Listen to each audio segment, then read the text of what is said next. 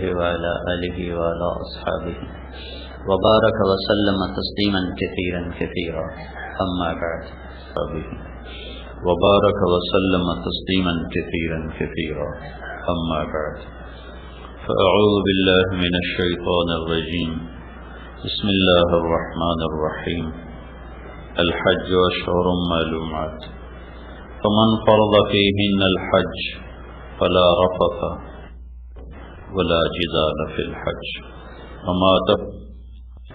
وتزودوا فإن خير الزاد التقوى وقال النبي صلى الله تعالى عليه وسلم الحج المبرور ليس له الجزاء إلا الجنة قالوا ما بر الحج يا رسول الله قال اطعام الطعام وطيب الكلام او كما قال صلی اللہ علیہ وسلم. آپ لوگ تھوڑا تھوڑا قریب آ جائیں، جو یہ فاصلہ مٹا دیں، آگے آ جائیں. جوان آدمی ٹیک چھوڑ دیں، بوڑھا ضعیف آدمی ٹیک لگا لے، کوئی بات نہیں، لیکن جو ٹھیک ٹھاک لوگ ہیں ٹیک نہ لگاؤ، ذرا سیدھے ہو کے بیٹھو. اللہ کی بات کو ادب سے، دھیان سے، توجہ سے سننا. معلومات میں اضافہ نہیں، وہی باتیں ہیں جو سنی سنائی ہیں، لیکن دھیان سے سننے سے دل پہ اثر ہوتا ہے.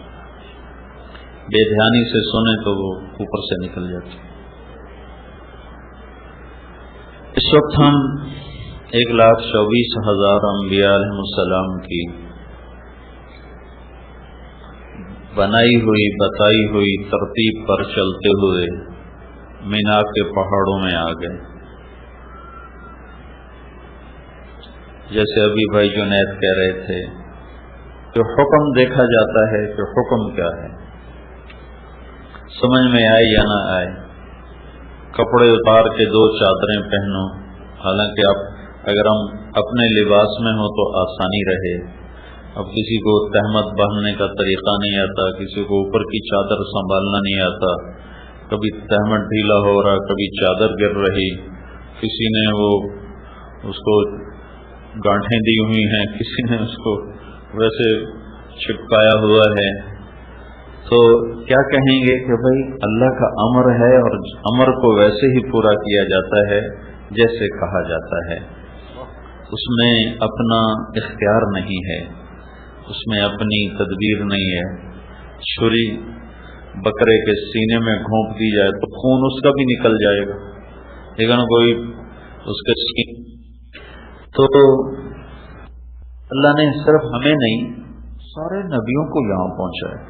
یہ تھوڑا آگے ہمارے مسجد خیف ہے، آج سے 14 صدی پہلے اسی وقت میں ہمارے نبی کا خیمہ بھی لگا ہوا تھا، اور 1 لاکھ کے قریب انسان آپ کے دائیں بائیں تھے. آپ کا خیمہ چمڑے کا تھا، سرخ چمڑے کا خیمہ آپ کے لیے لگایا گیا تھا، اور آپ کے دائیں طرف مکے کے لوگوں کو حکم دیا گیا خیمے لگاؤ، اور آپ کے بائیں طرف مدینے کے لوگوں کو حکم دیا گیا خیمے لگاؤ. آپ کے سیدھے ہاتھ مہاجرین کے خیمے تھے اور آپ کے الٹے ہاتھ انصار کے خیمے تھے. ان پہاڑوں نے نبیوں کو دیکھا، صحابہ کو دیکھا، اللہ کے بڑے محبوب مقرب بندوں کو دیکھا، بندیوں کو دیکھا. ذرا سے شک پر جیلوں میں ڈال دیتے ہیں، قتل کر دیتے ہیں. تاریخ بھری پڑی ہے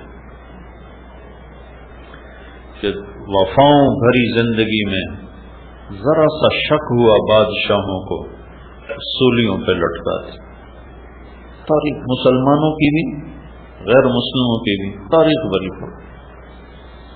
تو بادشاہوں کا دستور یہ ہے جس کو جو نافرمانی کرتا ہے اسے دھکا دے دیتے ہیں، اسے اپنے سے دور کر دیتے ہیں. اور ہمارا اپنا نظام بھی یہ ہے جو ہمارے مزاج پہ نہیں چلتا. سگا بھائی کیوں نہ ہو تو آنا جانا بند ہو جاتا، میل ملاقات بند ہو جاتی. آگے بچوں کو بھی کہہ دیا جاتا ہے اس کے گھر نہیں جانا. یہ ہمارے ماحول کی چیز ہے، میں کوئی نئی چیز نہیں بتا رہا ہوں. ایک واحد اللہ ہے جس نے 16 سال میری نافرمانیوں کو دیکھا، میرے گناہوں کو دیکھا، میری ضرورتوں کو دیکھا کہ میں نے اللہ کو کیسے کیسے للکارا، کیسے کیسے اندھیرے اجالے میں اپنی منہ کالے کیے، زبان گندی کی، آنکھوں کو گندا کیا، ہاتھوں کو گندا کیا، پاؤں کو غلط استعمال کیا، پیسے کو غلط استعمال کیا، روئیں روئیں کو داغدار کر دیا، تن ہم داغ داغ شد، گناہوں سے سارا تن داغ داغ ہوا۔ میں حیران ہوں پھر اللہ نے ہمیں کیوں بلا لیا؟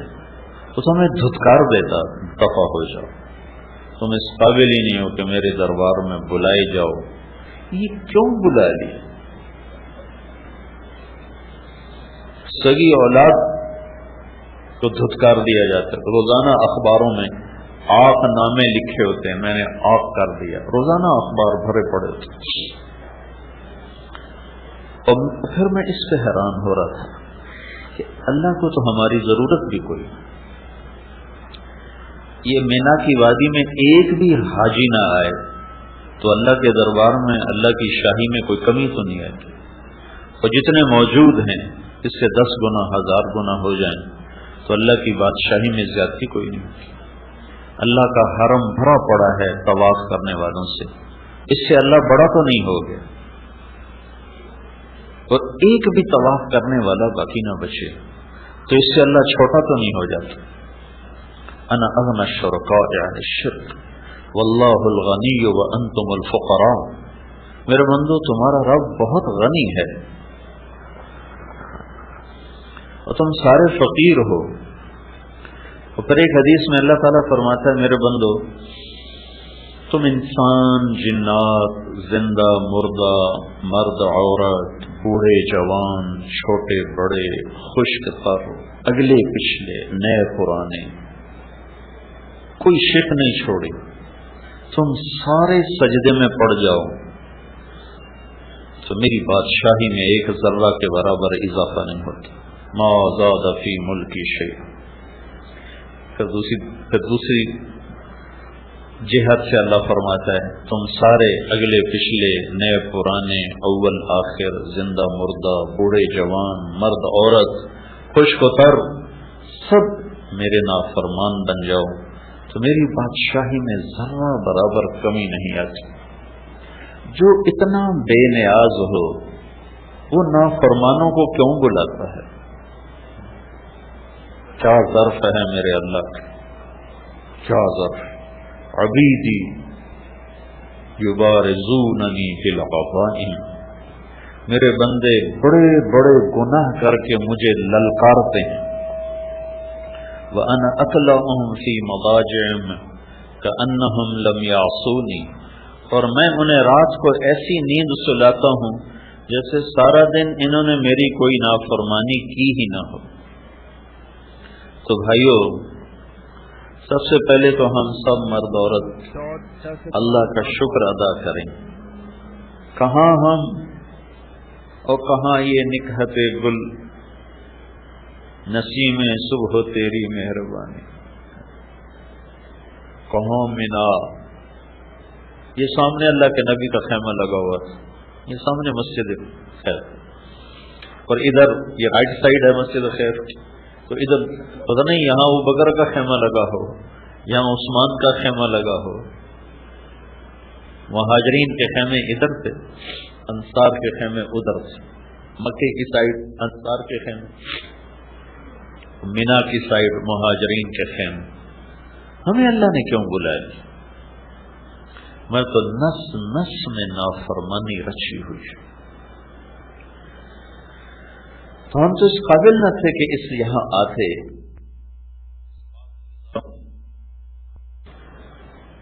مکے کی ہر شہر تو وہی کھڑے ہیں، ان پہاڑوں کا تو کچھ نہیں بدلا، یہ تو ویسے ہی کھڑے ہیں۔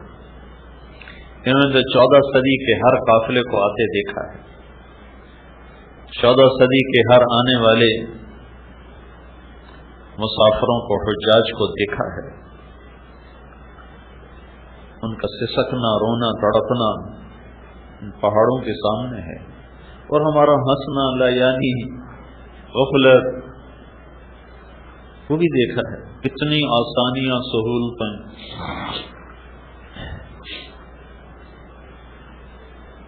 تو بھائیو، پہلا ہمیں اللہ کا شکر ادا کرنا چاہیے. تو اس نے ہمیں بلایا ہے.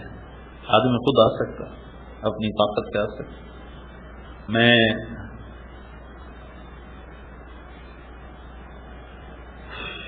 1991 میں حرم شریف سے نکلا، ایک جگہ میرا بیان تھا. تو جہاں یہ مکہ ٹاور ہے، یہاں ٹیکسی سٹینڈ تھا، سامنے سڑک تھی، وہاں سے میں نے ٹیکسی لی، مسفلا کی طرف جا رہا تھا.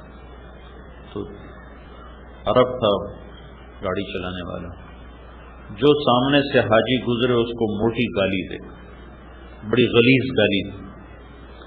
وہ میرے لباس سے وہ مجھے پاکستانی سمجھ کے مطمئن تھا کہ اس کو عربی نہیں آتی، لہذا وہ بہت بدتمیزی کا مظاہرہ کر رہا تھا.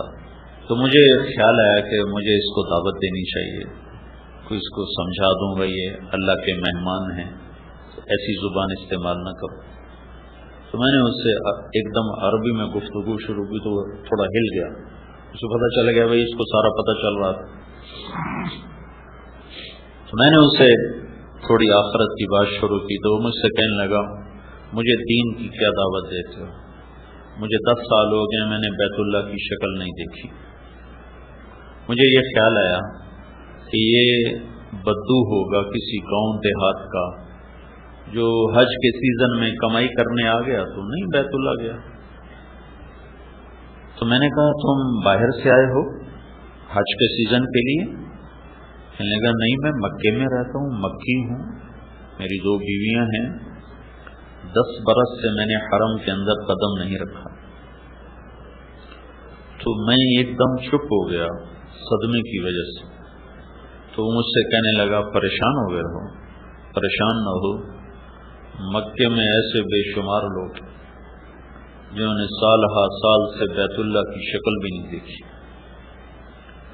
تو جنہیں وہ نہیں بلاتا انہیں اپنے پڑوس میں رہ کر بھی نہیں آنے دیتا. اور ہمیں اس نے کہاں سے بلایا، جہازوں پہ چڑھایا، گھر چھڑوائے. کوئی خوبی تو نظر نہیں آتی کہ جس وجہ سے ہم بلائے گئے ہوں. جاننے والوں کو ایک کارڈ بھیجا جاتا ہے، یہ تو اللہ کا بلاوا ہے.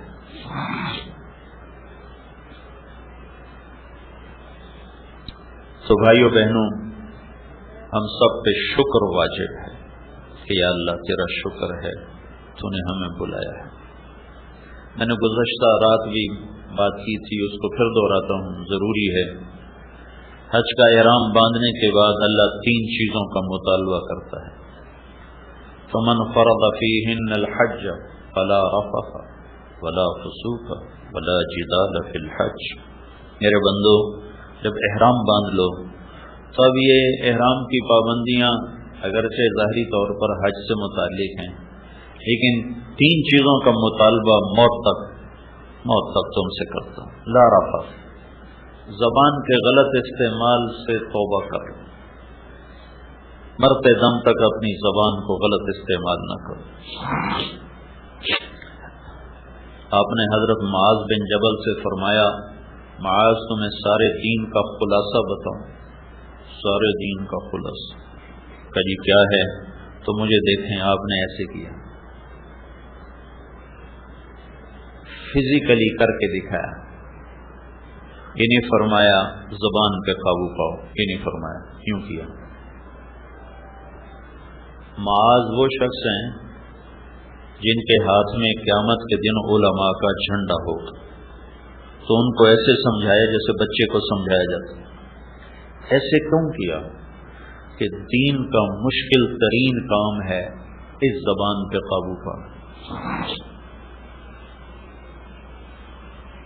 تو معاذ کہنے لگے یا رسول اللہ زبان پہ پکڑ ہوگی؟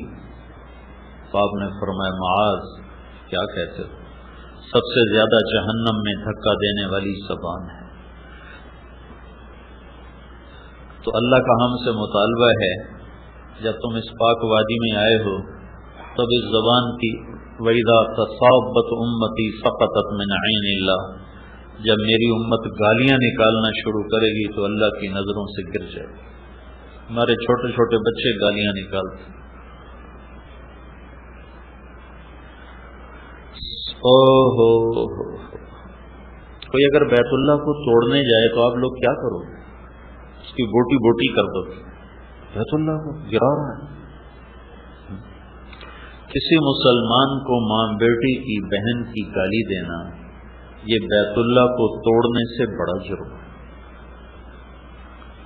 कि बैतुल्लाह पत्थरों की इमारत है और मुसलमान का दिल ईमान से भरा हुआ है जिसमें अल्लाह है। मूसा अलैहिस्सलाम से उनकी कौम ने पूछा तेरे रब का कोई घर है? तो अल्लाह ताला ने फरमाया मूसा तेरा रब ज़मान व मकान से पाक है, लेकिन जो दिल गुनाहों से पाक होता है वो मेरा घर बन जाता है, मैं अपने बंदे के दिल में बस जाता हूँ, वो मेरा अर्श बन जाता है। तो ये एक मुतालबा है ज़बान पे काबू, सिर्फ इहराम तक नहीं, पूरी जिंदगी, सारी जिंदगी सहते रहो, चुप रहो। चुप रहने में भी बड़ा मजा है, जवाब देने का भी एक मजा है, वो वक्ती सा होता है। चुप रहने की एक तकलीफ है, वो वक्ती होती है, लेकिन उस पर जो आगे मिठास और ठंडक अल्लाह देता है, शहद भी क्या चीज,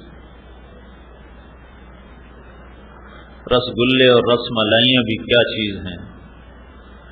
पी जा अय्याम की तलखी को भी हंस के नासिर, गम के सहने में भी कुदरत ने मजा रखा।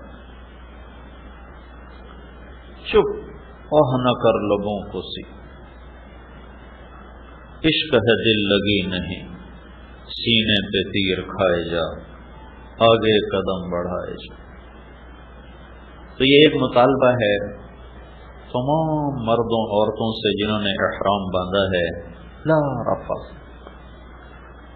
ताला लगा दो, खैर की बात करो, शर की बात। हंसी मजाक मना नहीं है, वो तो इंसानी फितरत, उससे कैसे रोका जा सकता। अल्लाह के नबी हंसते भी थे, मजाक भी करते थे, सहाबा आपके सामने लतीफे भी सुनाते थे, आप भी उससे खुश हुआ करते थे, हंसा करते थे। दिल आजारी मना है, बे इकरामी मना है, किसी की पगड़ी उछालना मना है, किसी को बेइज्जत करना मना है। इस्लाम तो हमें औरों के इल्जाम भी अपने ऊपर लेने का सबक देता है।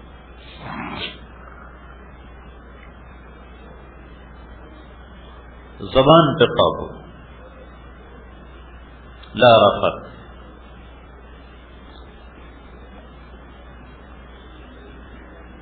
दूसरा मुतालबा है वला फुसूक,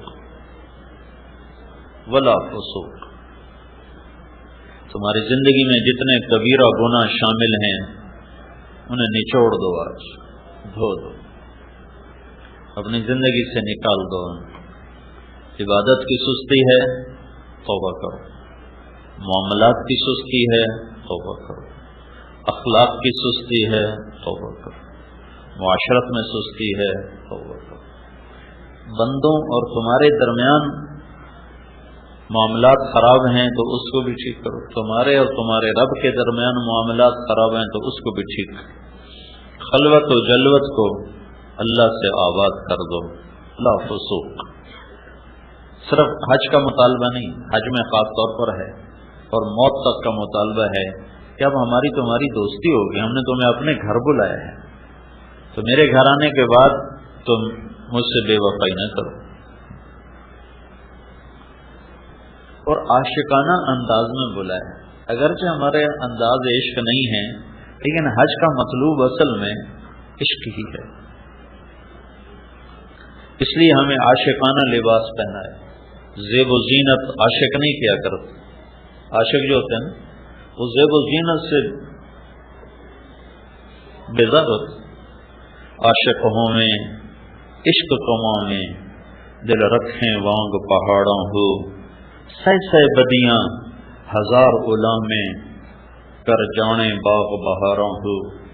मंसूर जय चुकसूली दिते, जड़े वाकिफ कुल इसरारों हो, सजदों सिर चाई न बाहू, थोड़े काफिर कहन हजारों हो। आशिक सोई हकीकी जड़ा, कतल माशूक दे मन्ने, सिर नू जोड़े ते मुंह ना मोड़े, भावें 100 तलवारां खन्ने। सच्चा इश्क हुसैन दा बाहू, सिर दिते तिराद न भन्ने। ये आशिकाना अंदाज है। ज़ीनत बीवी को भी नहीं देख सकते, खुशबू के करीब ना दीवाने बनो, मस्ताने बनो, ढूंढो अपने रब को पागलों की तरह। तेरे कूचे इस बहाने, मुझे दिन से रात करना, कभी इससे बात करना, कभी उससे बात करना। ये अल्लाह को पा लेने का सफर है। ला इलाहा इल्लल्लाह कलमा मारिफत है, अल्लाह की पहचान कलमे से। नमाज उस कलमे को ताल्लुक से बदलती है, ज़कात उस ताल्लुक को मोहब्बत से बदलती है, रोज़ा उस मोहब्बत को इश्क से बदलता है, और हज फिर आशिक का सफर है माशूक को ढूंढने का और पा लेने का। इसलिए तवाफ है, फेरे लग रहे हैं, फेरे लग रहे हैं। कपड़े उतरे हुए हैं, कहता है लाहौर कराची की मस्जिद में जाओ तो अच्छे कपड़े पहनो, खुदू ज़ीनतकुम इंद कुल्ली मस्जिद, अच्छे कपड़े पहनो, बदबूदार ना हो, साफ सुथरे होकर जाओ। और जब इधर बुलाता है तो अल्लाह के नबी से पूछा गया अय्युल हाज अफदल, या रसूल अल्लाह सबसे अच्छा हाजी कौन है? तो अश्शैख़ु तफ़ल, जिसके सर में मट्टी पड़ी हुई हो, बाल बिखरे हुए हों और जुएं उसके सर से गिर रही हों। जुएं मारने का भी हुक्म नहीं, अगर जुएं पड़ जाएं तो जुएं मारने का हुक्म नहीं। अब हमारा एहराम तो होता है 2 दिन का, वो जो लोग एहराम बांधते थे और फिर पैदल चल के आते थे तो 2-2 हफ्ते का एहराम होता था, बड़े बड़े बाल होते थे, मिट्टी गर्द गुबार जुएं जन्म लेती थी। तुम्हें मारना नहीं है, बारिश बर्दाश्त करो। तो कहा शैख़ तफ़ल, जो बिल्कुल दीवाना हो, मस्ताना हो, मजनूनाना हो, वो सबसे बेहतरीन हाजी। क्यों कि उसमें आशिकी का रंग ज्यादा है, उसमें दीवानगी का रंग ज्यादा है। एक लड़की बैतुल्लाह का तवाफ कर रही थी, वो कह रही थी अबल हुब्ब अन यख्फा फकम कद कतमतुहु फअस्बह इंदी कद अनाक़ वतन्नब। मोहब्बत से बहुत अपने आप को बचाया और मोहब्बत ने खेमे गाड़ ही दिए, तो दिल पे कब्जा जमा ही लिया, और मुझे किसी का दीवाना बना ही दिया, न मुझे अपना छोड़ा न किसी और का छोड़ा। तो जुनैद बगदादी रहमतुल्लाह अलैह साथ तवाफ कर रहे थे, उन्होंने जब ये शेर सुने तो उन्होंने कहा लड़की तू बहुत बेअदब है, बैतुल्लाह में ऐसे शेर पढ़ती हैं। तो उसने फिर शेर पढ़ा लौलत तुक़ालम अहजुर अन तीबिल वसन। जुनैद गलत न समझ मेरी बात को, रात के अंधेरों में अल्लाह के घर के तवाफ इश्क ही करवाता है, तुझे इतना भी नहीं पता मैं किसके इश्क में कह रही हूं। तो जुनैद रहमतुल्लाह अलैह जरा छिट के संभले कि ये लड़की तो कुछ और है। फिर उस लड़की ने कहा जुनैद किसका तवाफ कर रहे हो? तो उन्होंने फरमाया बैतुल्लाह का। तो वो हंसने लगी और यूं आसमान की तरफ निगाह उठाई और कहने लगी या अल्लाह तेरे भी बंदे कैसे दीवाने हैं, तुझे छोड़कर पत्थरों का तवाफ करते हैं, तेरी बजाय पत्थरों का तवाफ करते हैं। तो जुनैद फरमाते हैं मैं गश खा के गिर गया और फिर मुझे अंदाजा हुआ कि वो किस मकाम की बच्ची थी, मैं उसको गलत समझा था। तो हज का सफर असल तो अल्लाह को ढूंढने का सफर। अब ये हज टूर वालों ने सहूलतें देने के चक्कर में सारा हज लड़ाई बना दी, हमें ये नहीं मिला, हमें वो नहीं मिला, हमें ये नहीं दिया गया, हमें वो नहीं दिया गया। وہ اصل جو تصور تھا وہ ختم ہی ہو کے رہے. کھانا ایسا تھا، بس ایسی خراب تھی، جگہ اتنی تنگ تھی، ہوٹل اچھا نہیں تھا. جس رب نے بلایا تھا کہ تیرا میرا کچھ تعلق ہو جائے، وہ تو محوی ہو گیا، بلبلیاں ہو گئی.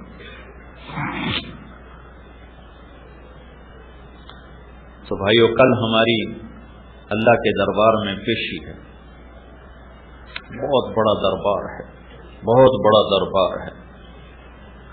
جتنے بھی گناہ ہیں نا، کل اللہ سے مانگ لو کہ اللہ تعالیٰ فرماتا ہے عرفہ کے دن، میرے بندو آج اتنے گناہ لے کر آؤ جتنے بارش کے قطرے ہیں. ہم اتنے کر سکتے؟ اتنے گناہ لے کر آؤ جتنے ریت کے ذرے ہیں، اتنے کوئی کر سکتے؟ اتنے گناہ لے کر آؤ جتنے درختوں کے پتے ہیں، اتنے گناہ لے کر آؤ جتنے گردش ایام میں، جب سے ٹائم شروع ہوا، ٹائم اربوں سال پہلے ٹائم شروع ہوا، اس دن سے آج تک جتنے دن رات بنے ہیں اس کے برابر گناہ لے کر آؤ. اس سارے کے مجموعے کے برابر گناہ لے کر آؤ. آج میں معاف کرنے کے لیے آیا بیٹھا ہوں،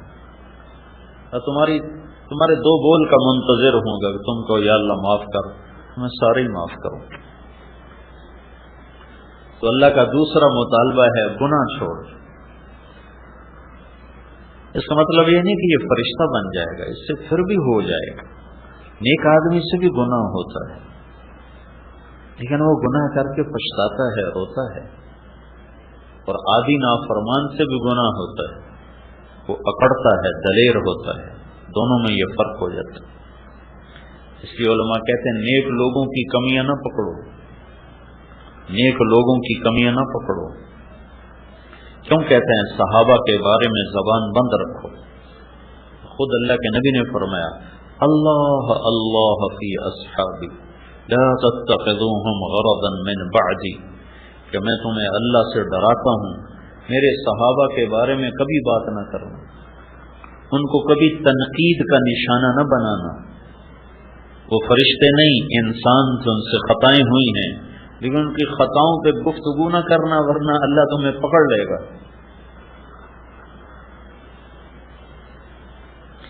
نیک لوگوں کی تو نیک لوگوں کی بات ہے، بدکار کی کمی کو دیکھ کر بھی اسے حقیر نہ سمجھو کہ پتہ نہیں کب توبہ کی توفیق نصیب ہو جائے، کب بخشا جائے.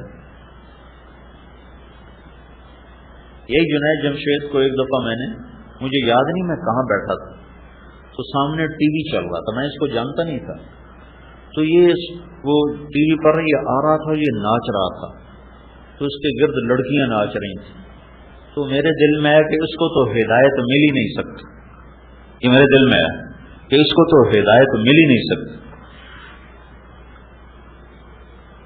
اور اللہ تعالیٰ نے اسی سال میرا اس کا ٹاکرا کروا دیا. تو بدگمانی تو حرام ہے، اور کسی مسلمان کو اس کے گناہ کی وجہ سے حقیر سمجھنا حرام ہے. پتہ نہیں کب توبہ کر سکتا، نہیں توبہ کرتا، پتہ نہیں کون سی بات اللہ پسند کر کے اس کی بخشش کر دے تو میں پکڑا جاؤں کہ تو میرے بندے کو حقیر کیوں سمجھتا. تو دوسرا مطالبہ ہے اللہ تعالیٰ کا، گناہ چھوڑو. ہو جائے گا توبہ کرو، جب ہو توبہ کرو. توبہ کی کوئی حد نہیں ہے. اور سبحان اللہ کے نبی کا فرمان ہے اگر تم سارے نیک بن جاؤ، کوئی گناہگار نہ ہو، تو اللہ تم سب کو موت دے کے جنت میں پہنچا دے، اور ایک قوم پیدا کرے جو گناہ کرے گی، پھر اپنے گناہوں پہ بیٹھ کے آنسو بہائے گی کہ یا اللہ معافی دے، پھر اللہ ان کو خوش ہو کے معاف کرے گا. اللہ کو معاف کرنا اتنا پسند ہے. تو یہ دوسرا مطالبہ ہے کہ گناہ نہیں، ہو جائے معاف، یا اللہ توبہ، یا اللہ توبہ. تیسرا مطالبہ کیا ہے؟ ولا جدال، ولا جدال، جھگڑا نہیں کرنا، لڑائی نہیں کرنا. ساری زندگی کے لیے دستبردار ہونا سیکھو اور اللہ کے خزانوں میں جمع کرتے جاؤ کرتے جاؤ کرتے جاؤ. افرغ من کنزک عندی لا غرق ولا حرق ولا سرق. میرے بندے اپنا خزانہ میرے پاس جمع کرا دے. میرا بینک نہ ڈوبتا ہے، دنیا کے بینک تو ڈوب جاتے. میرا بینک نہ لٹتا ہے، دنیا کے بینکوں پہ تو ڈاکے پڑتے. میرا بینک نہ جلتا ہے، دنیا کے بینکوں میں تو آگ بھی لگ جاتی. اوفی کہو احوج ما تکون الیہ. جس دن تو سب سے زیادہ محتاج ہوگا میں تیرا سرمایہ کروڑوں گنا زیادہ کر کے تجھے واپس کرتا ہوں. جھگڑا نہیں کرنا ہے، لڑائی نہیں کرنا، سہ جانا ہے، پی جانا ہے. یہ 3 مطالبے ہیں اللہ کے. ایک خوشخبری ہے چپ رہ جانے والی کی، اپنا حق چھوڑ دینے والی کی. آپ نے مدینے والوں سے فرمایا میرے بعد تمہیں تمہارا حق نہیں ملے گا، تم کیا کرو؟ تو نے ایسے کہا یا رسول اللہ ہم تلوار اٹھائیں گے اور اپنا حق وصول کریں گے. تو آپ نے فرمایا میں تمہیں اس سے بہتر چیز بتاؤں؟ کہا جی کیا؟ کہ تم صبر کرنا اور حوض کوثر پہ آ کر مجھ سے ملاقات کر لینا، میں ساری کمیاں تمہیں اللہ سے پوری کروا کے دے دوں، سارے حق میں دلوا دوں. خوشخبری صرف مدینے والوں کے لیے نہیں ہے، ہر اس بندے بندی کے لیے ہے جو اللہ کی رضا کی خاطر جھگڑا چھوڑ دیتا ہے اور حق سے دستبردار ہو جاتا ہے.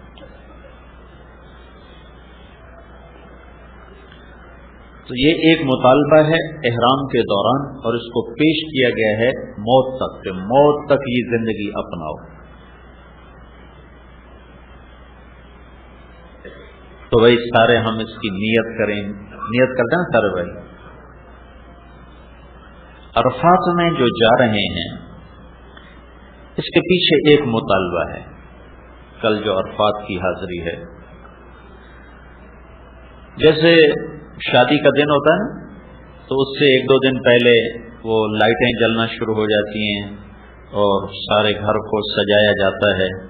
ایسی جب عرفات کا دن آتا ہے تو آسمانوں پہ بھی چراغاں ہو جاتے ہیں اور سارے فرشتے خوشیاں مناتے ہیں. اور شیطان کا سب سے زیادہ بھاری دن 9 تاریخ کا. تو 9 تاریخ کا ایک مطالبہ ہے. عرفہ پہچان کو کہتے ہیں. پہچان کیا؟ پہچان کیا ہے؟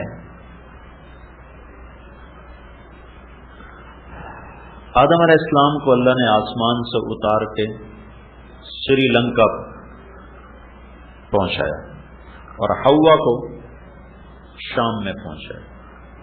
جیسے مردوں میں یوسف علیہ السلام سب سے حسین ہیں، عورتوں میں حوا اللہ نے سب سے حسین بنا. ان جیسا حسن دنیا میں کسی عورت کو نہیں ملا قیامت تک. 40 سال میاں بیوی چلتے رہے روتے رہے، چلتے رہے روتے رہے. 40 برس کے بعد چلتے چلتے جبل رحمت کے قریب ایک طرف سے آدم علیہ السلام چل کے آ رہے تھے اور دوسری طرف سے اماں جان چل کے آ رہی تھیں، اور دونوں کا ٹاکرا اور آمنا سامنا اس میدان میں ہوا. پہچان کا میدان، عرفات پہچاننے کا میدان. دونوں اماں ابا نے یہاں بیٹھ کر اللہ سے توبہ کی اور معافی مانگی اور دعا کی اور روئے اور کہا ربنا ظلمنا انفسنا وَإِن لَّمْ تَغْفِرْ لَنَا وَتَرْحَمْنَا لَنَكُونَنَّ مِنَ الْخَاسِرِينَ. اللہ نے ان کی توبہ کو قبول فرمایا. تو عرفات میں جانے کا سب سے بڑا مقصد ہے کہ ہم جتنے مرد عورت جا رہے ہیں ہم وہاں جا کے توبہ کریں. توبہ ایک ہے معافی مانگنا، ایک ہے توبہ کرنا. معافی مانگنا تو یہ ہے کہ یا اللہ میرے پچھلے معاف کر، اور توبہ یہ ہے کہ یا اللہ آئندہ بھی کوئی نہیں کروں گا، آئندہ بھی کوئی نہیں کروں گا۔ ایک صاحب کہہ رہے تھے اسی جاویدہ ہے، پچھلے معاف کرا کے آ جاویدہ، پھر شروع ہو جاویدہ۔ تو یہ معافی مانگنے والا طبقہ تو بہت بڑا ہوتا ہے، توبہ کرنے والا کوئی کوئی ہوتا ہے۔ تو ہم نے توبہ کرنے جانا ہے، اور اللہ کی بارگاہ میں بڑا اونچا عمل ہے توبہ۔ تو وسعت رحمت ایسی ہے کہ اللہ تعالیٰ یوں فرماتے ہیں، میرا بندہ اتنے گناہ کر کے آسمان کی چھت کو لگا دے، پھر صرف ایک دفعہ کہہ دے یا اللہ معاف کر، تو میں سارے معاف کروں گا۔ قارون کو جب زمین میں دھنسایا جا رہا تھا، سورہ قصص میں 2 رکوع اس کے اللہ نے اتارے ہیں اس کی مذمت اور برائی میں، اور وہ تو موسیٰ علیہ السلام کی منتیں کرنے لگا، مجھے معافی دے دو، مجھے معافی دے دو، مجھے معافی دے دو۔ اور موسیٰ علیہ السلام کہتے رہے زمین کو اور پکڑو اور پکڑو اور پکڑو۔ جب وہ سارا زمین میں دھنس گیا تو موسیٰ علیہ السلام نے تو اللہ تعالیٰ نے ارشاد فرمایا، موسیٰ تیری منتیں کرتا رہا، تو نے معاف نہ کیا، میری عزت کی قسم ایک دفعہ مجھ سے معافی مانگتا میں باہر نکال دیتا۔ لو استغاثنی لاغفر۔ قارون کے لیے اللہ یہ کہہ رہا ہے کہ اگر یہ مجھ سے معافی مانگتا تو میں معاف کر دیتا۔ تو ہم تو اللہ کے نبی کی امت ہی ہیں، ہمارے پیچھے تو اللہ کے نبی کی کروڑوں دعائیں ہیں، اور آپ کا بہت بڑا آسرا ہے۔ تو بھائی سارے مردوں سے، عورتوں سے، بھائی بہنوں سے یہ گزارش ہے کہ ہم پکی توبہ کی نیت کر کے چلیں۔ بنی اسرائیل میں ایک نوجوان تھا، زندگی اس کی بڑی غلط تھی، تو اس کو شہر والوں نے شہر سے نکال دیا۔ شہر سے نکلنا ایک قسم کی موت ہوتی تھی اگر قطع تعلق ہو، کہ اسباب زندگی باہر تھے ہی نہیں، تو کچھ عرصہ تو وہ جیا، پھر جب اسباب زندگی ختم ہوئے تو بھوک نے ڈیرا ڈالا، فاقوں نے گرا دیا، اور بیماری نے گھیرا، موت سر پہ آن کھڑی ہوئی۔ تو اس نے دائیں بائیں دیکھا، کوئی میرا مددگار ہو، کوئی میرا بچانے والا ہو، لیکن سارا شہر ہی اس کے خلاف تھا۔ پھر اس نے ایسے آسمان کو دیکھا اور کہنے لگا، یا من لا تضرہ الذنوب ولا تنقصہ المغفرہ، اے وہ ذات جسے معاف کرنے سے کوئی کمی نہیں آتی اور عذاب دینے سے وہ بڑا نہیں بن جاتا، مجھے سب نے چھوڑ دیا ہے، میں نے ساری زندگی تیری نافرمانی کی، میں تجھ سے معافی مانگتا ہوں، مجھے معاف فرما دے، میں نے تیرے بارے میں سنا ہے تو بڑا غفور الرحیم۔ موت کے وقت کی تو توبہ قبول ہی نہیں ہوتی، لیکن اللہ جو چاہے کر دے۔ جب وہ مرا تو اللہ نے موسیٰ علیہ السلام سے فرمایا، میرا ایک دوست جنگل میں مر گیا ہے، اس کے جنازے کا انتظام کرو، جو اس میں شرکت کرے گا اس کی بھی بخشش ہو جائے گی، جو اس کے کفن دفن میں شریک ہوگا اس کی بھی بخشش ہو جائے گی۔ تو لوگوں نے جب سنا تو انہوں نے دوڑ لگائی، آگے دیکھا تو وہی نوجوان آوارہ گرد۔ تو انہوں نے موسیٰ علیہ السلام سے عرض کی، اس کو تو ہم نے شہر بدر کیا تھا اس کی نافرمانی کی وجہ سے، یہ اتنا مقرب کیسے بن گیا کہ اس کے کفن دفن میں شریک ہوں تو بخشے جائیں۔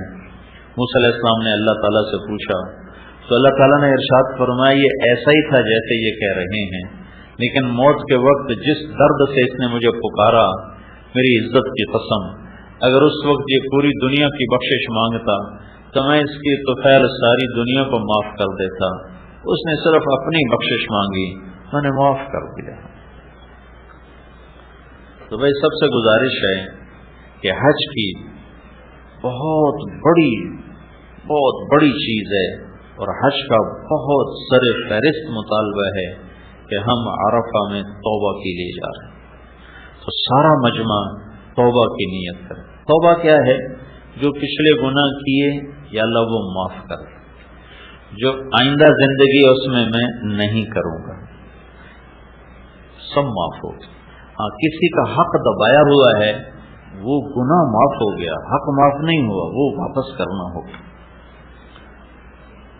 اللہ کے نبی نے فرمایا کہ شہادت ہر گناہ دھو دیتی، لیکن اگر شہید بھی کسی کا حق مار کے مرا ہوگا تو اللہ اسے قیامت کے دن بولے شہید، شہید نبیوں کے بعد جن کے درجے ہیں شہید، اللہ تعالیٰ فرمائیں گے اس کا حق ادا کرو جو تو نے دبایا تھا۔ وہ کہے گا یا اللہ وہ تو لاہور میں تھا، کراچی میں تھا، پشاور میں تھا، پنڈی میں تھا، یہاں تو نہیں۔ تو اللہ تعالیٰ فرمائیں گے میں نے وہ منگوا لیا ہے، ادا کرو۔ کہا جی کدھر ہے؟ جاؤ فرشتوں سے اللہ کہے گا اس کو جہنم میں لے جاؤ۔ تو جہنم کے 7 حصے ہیں، جہنم، حطمہ، لظہ، سعیر، سقر، جحیم، حاویہ۔ حاویہ منافقین کے لیے ہے، وہ حق حاویہ میں پڑا ہوگا۔ شہید جہنم کے سارے حصوں سے گزرتا ہوا حاویہ میں آئے گا اور اسے اٹھا کر اوپر جائے گا، جب کنارے پر آئے گا تو اللہ دھکا دے گا اور پھر نیچے گرے گا۔ یہ شہید کے ساتھ معاملہ ہے۔ تو عام آدمی اگر کسی کا حق مار کے مر گیا تو وہ کدھر جائے گا، کہاں سے نجات پائے گا؟ تو بھائیو توبہ کرنی ہے، توبہ کرنی، خاص طور پر لوگوں کے حقوق کے بارے میں بہت حساس معاملہ ہے آخرت کا۔ دوسری چیز اس مینا کی وادی سے متعلق ہے، یہاں جو ہم احرام باندھ کے بیٹھے ہوئے ہیں، کفن میں ہیں، یہاں ایک بہت بڑی داستان بکھری پڑی ہے مینا کی وادیوں میں، پہاڑوں میں، چوٹیوں پر۔ یہاں ابراہیم علیہ السلام اور اسماعیل علیہ السلام نے ایک داستان اپنے خون سے لکھی تھی، جو ہر آنے والے مرد عورت سے مطالبہ ہے کہ آج کے بعد اپنے جذبوں سے زندہ نہ رہو، ابراہیمی جذبوں سے زندہ رہو کہ یا اللہ تجھ پر ہر شے قربان، ہر شے تیری، تجھ پر قربان۔ یہ جذبہ اللہ مانگ رہا ہے، جذبات کی قربانی، احساسات کی قربانی اور اپنے مال و متاع کی قربانی۔ 84 سال عمر تھی ابراہیم علیہ السلام کی جب اللہ نے بیٹا دیا، 84 برس کی عمر۔ 60-65 سال گزر گئے دعا مانگتے، یا اللہ بیٹا دے، یا اللہ بیٹا دے، یا اللہ بیٹا دے۔ اور فلسطین سرسبز زیتون، امرود، انگور کے باغات میں اللہ تعالیٰ نے رکھا ہوا ہے، بیٹا ملا، 2 ہفتے نہیں گزرے تھے کہ اللہ نے کہا نظروں سے دور کر۔ کہاں لے جاؤں یا اللہ؟ کہا جہاں ہم کہیں۔ کہ مجھے کیا پتہ تو کہاں کہے گا؟ تو اللہ تعالیٰ نے فرمایا جبریل تمہاری راہبری کرے۔ تو جبریل انسانی شکل میں ایک اونٹ پر سوار ہو کر آئے، اور سارا، ہاجرہ اور اسماعیل اور ابراہیم علیہ السلام یہ دوسرے اونٹ پر ساتھ چلے، اور جبریل آپ کو لے کر مکہ پہنچے۔ چاروں طرف کالے پہاڑ، جبل ابی قبیس، صفا، مروہ، جبل عمر، جو اب جبل میں پتہ نہیں اس کو کیا نام تھا۔ تو یہ چاروں پہاڑوں کے اندر بیت اللہ ایک ٹیلہ تھا۔ جب یہاں پہنچے تو جبریل نے کہا یہاں اپنی بیوی اور بچے کو چھوڑ کے آؤ، واپس چلے جاؤ۔ تو ابراہیم علیہ السلام جیسی ہستی جنہوں نے آگ میں گرتے ہوئے اف نہ کی، جب یہ بات سنی تو ان کو ایک دم حیران ہو کر فرمایا یہاں کیسے چھوڑ دو، یہاں تو نہ پانی نہ سایہ۔ تو جبریل نے کہا آپ کے اللہ کی یہی منشا ہے، یہاں چھوڑ۔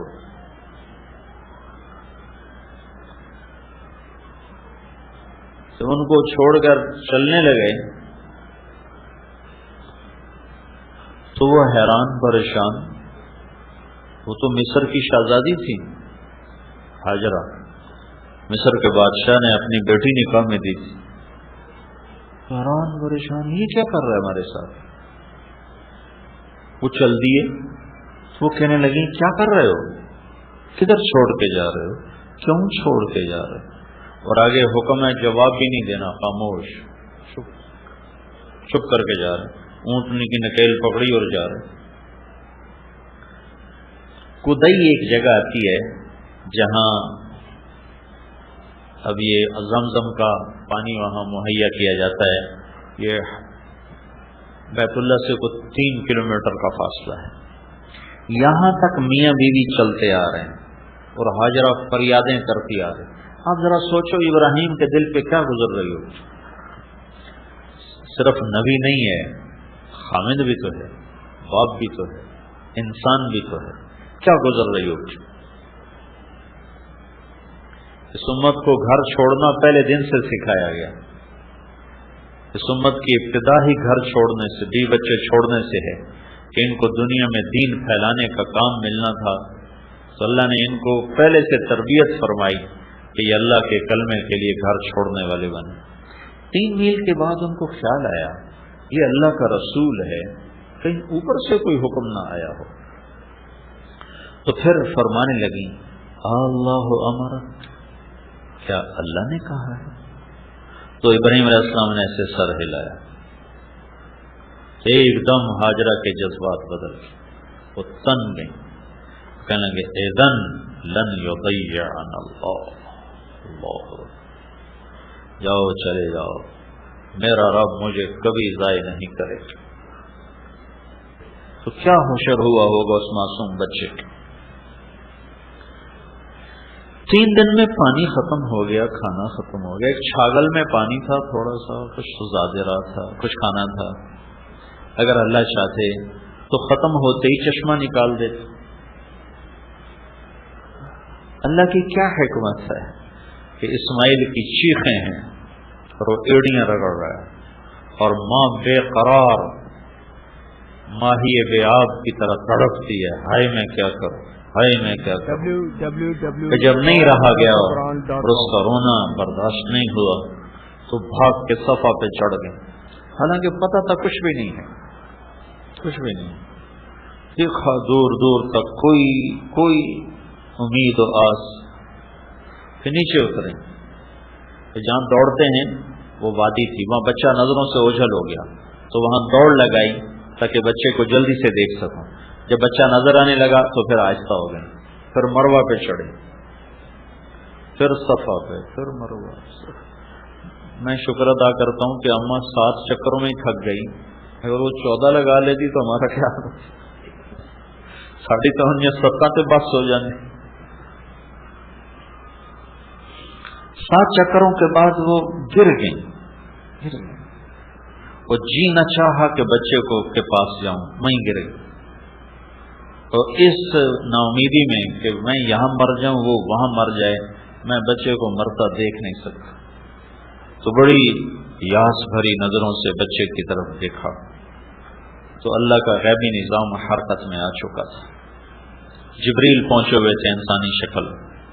تو نے دیکھا ایک آدمی میرے بیٹے کے پاس ہے. تو پھر جیسے بجھتی شمع بھڑکتی ہے ایک دم اٹھی اور بھاگی. قریب آ کر دیکھا تو آدمی غائب اور بچے کی ایڑیوں سے پانی نکل رہا تھا, ابل رہا.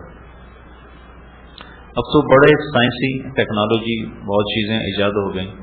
تو مجھے یہ زمزم کے کنویں پر جو انجینئر تھے انہوں نے مجھے بتایا کہ اس کے سورس کو معلوم کرنے کی کوشش کی گئی. جیولوجسٹ بلائے ساری دنیا سے, طائف تک زمین کو چھانا کہ شاید یہ زمزم کا پانی یہ کنیکٹ ہے کسی پانی کے ذخیرے سے اور وہاں سے پانی آتا ہے. لیکن کہیں بھی اس کا کوئی کنیکشن کوئی نہیں. جو ہی موٹر چلتی ہے تو جھرنوں سے پانی نکلنا شروع ہو جاتا ہے اور جو ہی موٹر بند ہوتی ہے تو وہ پانی بند ہو جاتا ہے. 5-6 جھرنے ہیں نیچے, سوراخ ہیں. ان سوراخوں سے جب موٹر چلاتے ہیں تو پانی نکلنا شروع ہو جاتا ہے. جب موٹر بند کرتے ہیں تو وہ بند ہو جاتا ہے اپنے آپ, آٹومیٹک سسٹم. ایک سال گزر گیا تو اللہ تعالیٰ نے ملنے کی اجازت دی. اب ملنے کی اجازت بھی سنو کیسی اجازت. پورا سال جو حضرت ہاجرہ نے دن گنے، گھڑیاں گنی، کب آئے گا کب آئے گا. نہ ہی آتا تو اچھا تھا، آیا تو کس حال کا آیا کہ جب سواری کو بٹھایا اور ہاجرہ لپک کے گئیں اور اندر آنے کو عرض کیا تو فرمایا ہاجرہ اترنے کا حکم نہیں ہے. ہوئے بس سواری پر بیٹھے بیٹھے ملنا ہے، اترنے کا حکم نہیں. تو ہاجرہ کے صبر کے آنسو چھلک پڑے کہ اچھا میں اللہ کے امر پر راضی ہوں، مجھے اجازت ہے آپ کا منہ ہاتھ دھو دوں، آپ مٹی مٹی ہیں، آپ کے پاؤں دھو دوں، سر دھو دوں، اجازت؟ کہاں اجازت. اونٹنی پر بیٹھے بیٹھے بیوی نے خامد کی خدمت کی. عورت کی سب سے بڑی متاع خامد ہوتا ہے، اور خامد ابراہیم جیسا ہو تو اس کی جدائی کیسی ہوگی. بچے کو گود میں لیا، بوسہ دیا، اور جب وہ بھاگنے لگا، دوڑنے لگا، اچھلنے لگا تو حکم ہو گیا جاؤ اور جا کے ذبح کر. یا آئے تھے ایک دفعہ ملنے، یا اب آ رہے ہیں ذبح کرنے. کس عمر میں؟ 94 سال کی عمر. 92 سے 94 سال کی عمر تھی.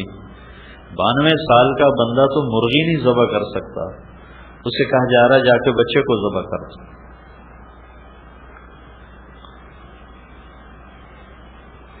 تو جب یہاں پہنچے ہیں تو حاجرہ سے کہا بچے کو تیار کر دو، میں اسے سیر کرانے جا رہا ہوں. تو اسماعیل بھی بڑے اچھل رہے کہ آج میرا ابا مجھے سیر کرانے لے جا رہا، میں ابا کے ساتھ سیر کرنے جا رہا ہوں. وہ چھری انہوں نے چھپائی ہوئی ہے، لے کر نکلے ہیں تو پیچھے شیطان آ گیا حاجرہ کے پاس. تجھے خبر ہے کہاں لے کے گیا؟ کیا سیر کرانے کا؟ نہیں، ذبح کرنے جا رہا ہے. تو انہوں نے فرمایا وہ اللہ کا نبی ہے، وہ ایسا نہیں کر سکتا. تو شیطان نے کہا اللہ نے تو کہا ہے کہ ذبح کرو. تو حاجرہ نے کہا پھر تو شیطان ہوگا جو اللہ کے حکم کو روکتا ہے، دفع ہو جا میری نظروں سے. تو ابراہیم علیہ السلام پتہ نہیں کہاں سے چلے، کس طرف سے مینا میں داخل ہوئے. پہلے شیطان کو جو ہم کنکری مارتے ہیں، یہاں شیطان اسماعیل کو نظر آئے اور ایسے اشارہ کیا، مجھے دیکھو، ایسے اشارہ، ہاتھ کا اشارہ گردن پہ ایسے کیا، یہ تجھے ذبح کرے گا، یہ اشارہ کیا. تو انہوں نے اپنے ابا کو بتایا کہ ایک آدمی مجھے ایسے ایسے کر رہا ہے. تو ابراہیم علیہ السلام نے اس کو 7 پتھر مارے تو وہ زمین میں دھنس گیا. تو آگے چلے تو تھوڑی دور گئے تو پھر ظاہر ہو گیا. پھر اسماعیل کو ایسے ایسے کیا، پھر انہوں نے اپنے ابا کو بتایا تو انہوں نے پھر اس کو 7 پتھر مارے تو پھر زمین میں دھنس گیا. پھر آگے چلے، تیسری جگہ وہ سامنے آیا، پھر انہوں نے کہا ابا مجھے ایسے کر رہا ہے، تو انہوں نے پھر پتھر مارے، وہ پھر دھنس گیا، پھر نہیں آیا. پھر وہاں سے یوں مڑے، دائیں طرف پہاڑ ہوتا تھا، چند سال پہلے تک وہ پہاڑ موجود تھا، اب انہوں نے ہٹا کے، اللہ ان کو جزائے خیر دے، آل سعود کی بڑی خدمات ہیں حجاج کرام کے لیے. تو انہوں نے اس پہاڑ کے ساتھ ایک وادی تھی، اس وادی میں اس کو گھاٹی تھی، اس میں بچے کو لے گئے. اور قرآن یوں کہتا ہے یا بنی انی ارا فی المنام انی اذبحک فانظر ماذا تری. میرے بیٹے مجھے اشارہ مل چکا ہے تیرے ذبح کرنے کا، تو کیا کہتا؟ ذبح کرنے کا. کیا ماں تھی جس نے 7-8 برس کے بچے کی ایسی تربیت کی کہ وہ کہنے لگے یا ابا تفعل، ابا فوراً جلدی کرو. یا ابت ایک لفظ بتاتا ہے کہ اسماعیل پر ذرا خوف نہیں آیا. افعل کا لفظ بتاتا ہے کہ خوشی سے کہو. ستجدنی انشاء اللہ من الصابرین. اپنا دعویٰ نہیں کیا. دیکھو تواضع دیکھو معصوم بچے کی کیا. انشاءاللہ کہا. انشاءاللہ انشاءاللہ ابا آپ دیکھو گے میں صبر والا ہوں. انشاءاللہ اللہ کو بیچ میں شامل کیا. تو ابراہیم علیہ السلام کہنے لگے بیٹا تجھے خبر ہے میں کیا کہہ رہا ہوں؟ تو بہت خوش خوش بول رہا ہے. تو فرمایا مجھے خبر ہے آپ جو کچھ کہہ رہے ہیں. سودا بڑا سستا ہے. آپ کے بدلے میں اللہ مل جائے گا. اللہ آپ سے بہتر ہے. دنیا کے بدلے میں جنت مل جائے گی. جنت دنیا سے بہتر ہے. پھر بچے کا ذہن ماں کی طرف چلا. تو اسماعیل فرمانے لگے ہاں مجھے اپنی ماں کا خیال آ رہا ہے. اسے بہت دکھ ہوگا میرے مرنے کا. تو آپ ایسا کریں ابا میں آپ کو اپنا کرتا اتار کے دیتا ہوں. یہ آپ میری نشانی رکھ لیں اور میری ماں کو جا کے دے دیں. جب وہ مجھے یاد کیا کرے گی تو میرا کرتا دیکھ لیا کرے گی. اور آپ اپنے کرتے میں مجھے کفن دے کر ادھر ہی دفن کر دینا. مجھے مکے نہ لے جانا, وہاں نہ لے جانا, ادھر ہی دفن کر دیں. اور یہ معصوم بچہ اپنے باپ کو نصیحت کر رہا ہے میرے ہاتھ پاؤں باندھو کہیں میرا پاؤں تجھے لگ نہ جائے.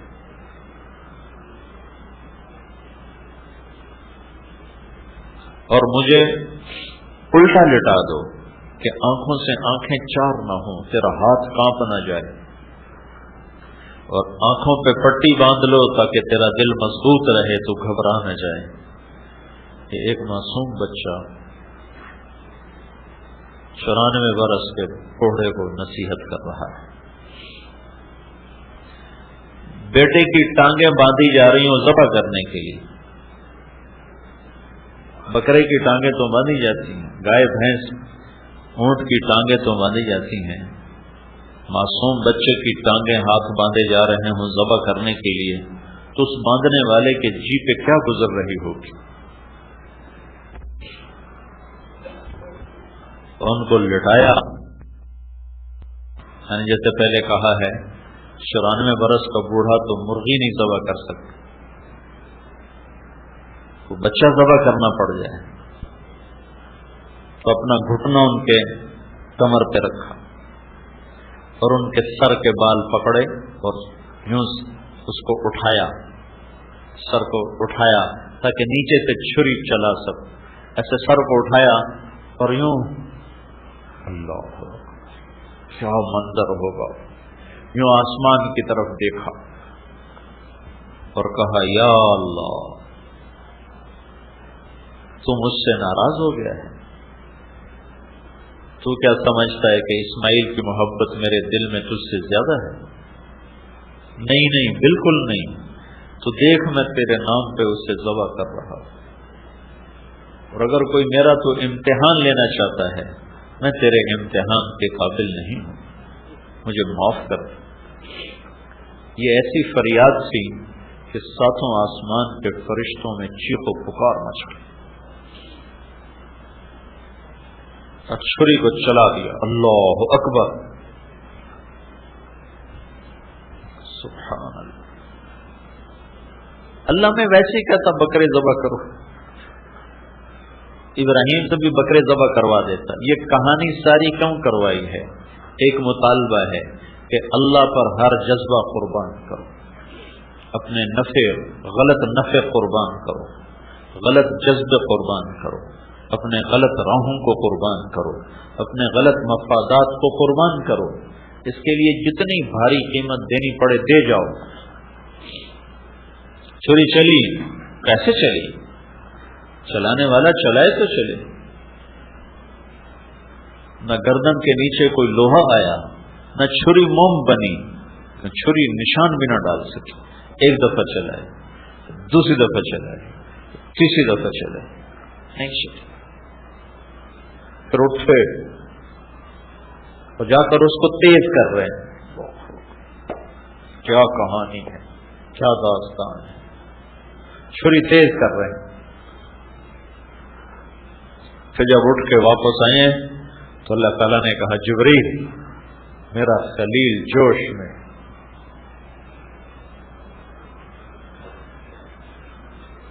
فوری پہنچو، اب میرا خلیل جوش میں ہے، فوری پہنچو۔ تو 1 سیکنڈ کے 1000 کروڑ میں کھرب میں حصے میں جنت سے چھترا لیا، اسماعیل کو کھسکایا، چھترے کو ڈالا اور چھری پار ہوئی گردن کے پار۔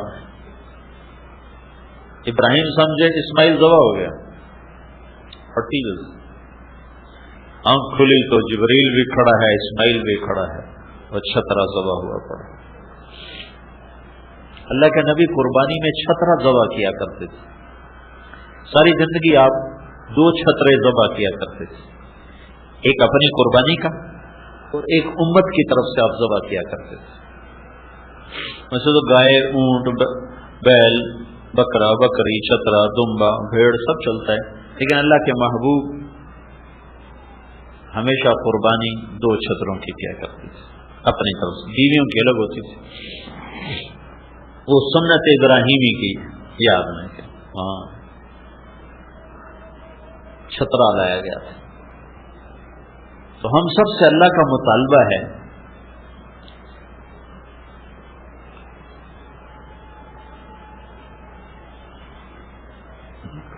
کہ اب جب ہم اس میدان میں آ گئے ہیں تو اب اپنی چاہتیں چھوڑ دیں، اللہ کے اور اللہ کے محبوب کی پسندیدہ زندگی اور چاہتوں پر اپنی چاہتیں قربان کرتے جائیں، قربان کرتے جائیں، قربان کرتے جائیں۔ یہ حج کی روح ہے، روح ہے حج۔ ایک ہے حج کے ظاہری اعمال، کل میں نے بتائے تھے، آج پھر آ کر میں بتا دوں گا، وہ اتنا مشکل نہیں، آسان ہے، اور اگر کوئی کمی بیشی ہو جائے تو اس کا لیے دم ہے، بکرا دے دیا جائے، اس کی کمی پوری ہو جائے گی۔ لیکن ایک حاجی توبہ نہیں کرتا تو اس کی تو کوئی تلافی، ایک حاجی مینا میں آ کر اپنے جذبے نہیں بدلتا تو اس کی کوئی تلافی، جذبے بدل، دنیا کے لیے نہیں جینا، اللہ کے لیے جینا ہے، بیوی بچوں کے لیے نہیں جینا، اللہ کے لیے جینا ہے، اپنی ذات کے لیے نہیں جینا، اللہ کے لیے جینا ہے۔ اللہ کو پانے کا سفر ہے زندگی، اللہ کو ڈھونڈنے کا سفر ہے زندگی، اللہ تک مل جانے کا سفر ہے زندگی، باقی تو راستے کی چیزیں۔ عبد الرحمن الناصر اسپین پہ 50 برس حکومت کی، کہنے لگا ایک دفعہ اپنی زندگی کے خوشی کے دن گنے تو 50 سال میں صرف 14 دن خوشی کے گزرے۔ اللہ کو چھوڑ کر جس چیز کو بھی لوگ موضوع بنائیں گے تو دکھوں کا شکار ہو جائے۔ تیسری چیز ہمیں حج کی، جو روح حج میں سے جو تیسری چیز ہے وہ اللہ کے محبوب کی طرف سے ہمیں ملی ہے۔ اللہ کے رسول صلی اللہ تعالی علیہ وسلم نے آخری حج کیا، میں نے تھوڑا سا رات بتایا تھا، جب آپ مدینہ سے چلے تو آپ کے ساتھ 12,000 کا مجمع تھا، جب آپ مینا میں پہنچے ہیں تو یہ مجمع 1 لاکھ سے بڑھ چکا تھا، اور جب آپ عرفات میں پہنچے ہیں تو یہ کوئی 1.25 لاکھ کے قریب یہ مجمع ہو چکا تھا۔ اس مجمع کو لے کر آپ عرفہ میں پہنچے ہیں، پھر وہاں سے آپ 10 تاریخ کو واپس آئے ہیں، اسی بڑے شیطان کے پاس آپ نے کنکر مارے ہیں، پھر 9 تاریخ کے خطبے کو دہرایا ہے، کل انشاءاللہ وہ پیش کروں گا میں، اس میں ایک جملے کا اضافہ کیا ہے، فَلْيُبَلِّغِ الشَّاهِدُ الْغَائِبُ، میرا پیغام آگے پہنچایا جائے، میرا پیغام آگے پہنچایا جائے۔ تو حج کی تیسری ذمہ داری جو ہمیں ملتی ہے وہ دعوت کا کام ہے، وہ تبلیغ کا کام ہے۔ یہ اللہ کا احسان ہے کہ اس نے ہمارے خطے کے میں اس کو مرکزیت عطا فرمائی، بر صغیر کو اللہ تعالیٰ نے چن لیا، ساری دنیا کے انسانوں تک یہاں سے لوگ پہنچ رہے ہیں، اور دنیا سے لوگ یہاں آ کر اس محنت کو سیکھ رہے ہیں، اور صحابہ اور تابعین تبع تابعین پہلے 300 سال کو چھوڑ کر پچھلے 1100 سال میں ایسی محنت وجود میں نہیں آئی، اور ایسا مؤثر اور ایسا پر اثر کام پچھلے 11 صدی میں نہیں، 3 صدی کو تو کوئی مل نہیں سکتا کو اللہ کے نبی کی شہادت، لیکن پچھلی 11 صدیوں میں امت کو جتنا نفع پہنچا ہے اس دعوت کی محنت سے، وہ ایک فقید المثال چیز اور ایک عجائب غرائب قدرت میں سے۔ تو بھائیو، تیسری چیز جو ہمیں ملتی ہے حج کی نسبت سے وہ دعوت اللہ ہے۔ اس کو آپ تبلیغی جماعت کی طرف منسوب مت کریں۔ میرا نبی براہ راست کہہ رہا فَلْيُبَلِّغِ الشَّاهِدُ الْغَائِبُ، میرا پیغام جو مینا میں حاضر ہو جائے الف لام کے ساتھ کہ قیامت تک جتنے لوگ مینا میں آئیں گے وہ میرا پیغام آگے پہنچائیں گے۔ تو اس کو واپس جا کر مینج کریں کہ کچھ وقت ہم اس دعوت کے مبارک کام کے لیے نکالیں۔ اپنے دنیا کے کاموں کو تو ہم وقت دے ہی رہے ہیں، اس میں داخل کریں، اضافہ کریں اس مبارک محنت کا، اس مبارک کام کا، جس سے اوروں تک دین پہنچے، اوروں تک کلمہ پہنچے۔ پوری امت کا اجتماعی جرم ہے کہ ہم شہ بر اعظم میں بسنے والے انسانوں تک اللہ کا پیغام نہیں پہنچا رہے۔ اور اس امت میں ہندوستان کے ایک بہت بڑے بزرگ ہیں مولانا کلیم صدیقی صاحب، وہ وہاں غیر مسلموں میں دعوت کا کام کر رہے ہیں اور لاکھوں کی تعداد میں لوگ اسلام میں داخل ہو چکے۔ پرسوں مجھے ملنے آئے ہوئے تھے تو ان کے ساتھ انہوں نے ایک آدمی کا تعارف کروایا کہ اس کا نام تھا بلدیر سنگھ۔ یہ بابری مسجد کو جنہوں نے گرایا تھا اس کی قیادت کرنے والا یہ شخص تھا، اور اب اس کا نام عامر ہے۔ تو بابری مسجد پر پہلی کدال چلانے والا وہ شخص تھا جو پرسوں وہاں بلڈنگ میں آیا ہوا تھا۔ اب اس میں ماشاءاللہ اتنی بڑی داڑھی تھی، اتنا بڑا اس کا محراب، تو پہلی کدال اس نے چلائی۔ لیکن وہ اللہ کا نظام ایسا چلا کہ وہ اس دعوت کی محنت میں آیا لپیٹ میں، اور اللہ نے اس کو کلمہ نصیب فرما دیا۔ تو اس نے یہ منت مانی تھی کہ میں 100 مسجدیں جو ویران ہیں میں وہ آباد کرواؤں گا جو ہندوؤں کے قبضے میں ہیں، سکھوں کے قبضے میں ہیں۔ تو اس نے بتایا کہ میں 77 مسجدیں آباد کروا چکا ہوں، 37 باقی، 27 باقی، 77 مسجدیں آباد کروا چکا۔ تو وہ انہوں نے بتایا کہ ایک وہاں پنجاب میں ایک بہت بڑا گھرانہ تھا، اس کی ایک بچی پڑوس میں جاتی تھی کھیلنے کے لیے۔ وہ گھرانہ تھا تبلیغ والوں کا، مسلمان تھے وہ۔ انہوں نے اس بچی کو دعوت دیتے رہے، وہ مسلمان ہوئی تو سال 2 سال تو چھپا رہا، پھر پتہ چل گیا۔ تو جب انہیں پتہ چلا تو انہوں نے اس کو سمجھایا کہ ہم بڑے لوگ ہیں، ہماری بڑی بدنامی ہوگی اگر تم نے اپنا دھرم چھوڑ دیا۔ تو اس نے کہا پتا جی اب میں دھرم نہیں چھوڑوں گا۔ تو باپ اور چچا نے بیٹی کو قتل کرنے کا منصوبہ بنایا اور اس کو وہ لے کر گئے، اور پہلے سے انہوں نے اپنے ملازموں سے گڑھا کھدوا دیا۔ تو باپ اور بیٹا چاچا دونوں اس بچی کو لے کر گئے۔ اس بچی نے اپنا نام رکھا تھا حرا۔ اس نے اللہ کے نبی کی سیرت سنی نا اس گھر میں کہ اللہ کے نبی غار حرا میں گئے، تو اس نے اپنا نام حرا رکھا ہوا تھا۔ تو جب وہاں گئے انہوں نے بچی کو دھکا دیا اس نے، اور اس کو پیٹرول چھڑکا اور اس کو آگ لگایا۔ تو اس کے چاچا نے کہا تو ہمیں مسلموں کی دوزخ سے ڈراتی ہے، ہم تجھے دنیا میں دوزخ کا مزہ چکھاتے ہیں۔ تو جب اس بچی کو آگ لگ رہی تھی تو وہ کہہ رہی تھی چچا مسلمان ہو جائے، چچا مسلمان ہو جائے، پتا جی مسلمان ہو جاؤ، دوزخ کی آگ سے بچ۔ وہ کہنے لگی یا اللہ تو گوار ہے، میں نے تیری محبت میں یہ سب کچھ برداشت کیا ہے اور مجھے جہنم کی آگ سے بچا دے۔ اور وہ آخری سانس تک یہی کہتے رہے پتا جی مسلمان ہو جاؤ، چاچا مسلمان ہو جاؤ۔ تو جب وہ واپس آئے تو چچا بہت سنگ دل تھا، وہ مار دھاڑ والا تھا، لیکن باپ تو باپ تھا، وہ گر گیا چارپائی کی۔ مہینہ نہیں گزار سکا تو اپنے بھائی سے کہنے لگا مجھے مسلمان کر ورنہ میں مرتا ہوں، مجھے بچی کی چیخیں سونے نہیں دیتی۔ انہوں نے کہا ایک کو مارا تجھے بھی ماروں۔ کا دل اس کا بھی ہلا ہوا تھا تو کہنے لگے شرم کی وجہ سے میں اس کو لے کر دلی آ گئی کہ علاقے میں کسی کو پتہ نہ چلے، تو دلی میں ایک مسجد کے امام سے کلمہ پڑھوایا، 2 دن کے بعد اس کا انتقال ہو گیا۔